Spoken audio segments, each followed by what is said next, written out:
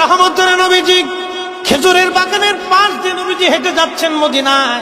একটা উট দৌড়ায় আসছে। উট এসে আল্লাহর হাবিবের কদম মুবারকের সামনে পড়ে মাথা নিচু করে নবীজির কদমের মধ্যে মুখ লাগায় কাঁদতেছে। উটের জবান খুলে গেল। উট কাঁদে আর বলে, ইয়া রাসূলুল্লাহ, ইয়া হাবিবাল্লাহ, নবী গো, আপনার কদমে আমার আরজি। উট, কি জন্য তুমি কাঁদো? বলে, ইয়া রাসূলুল্লাহ, আমাকে শুধু মারে, আঘাত করে, কিন্তু খাদ্য দেয় না, কাজ বেশি বেশি করায়। এমন সময় পিছে পিছে ওই মদিনার সেই উটের মালিক দৌড়ায় আসছে।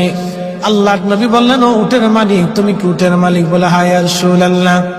তুমি কি তাকে খাবার কম দাও, কাজ বেশি করাও এবং মাঝে মধ্যে তারে পিঠাও?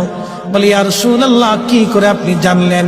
বলে, উট এসে তোমার বিরুদ্ধে আমার কাছে অভিযোগ পেশ করেছে।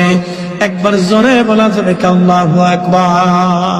বিশ্ববিখ্যাত আল্লাহর একজন ওলি ছিলেন, তার নাম হযরত মালিক ইবনে দিনার আল ইরাকি আল বসরি রাহমাতুল্লাহ আলাইহি।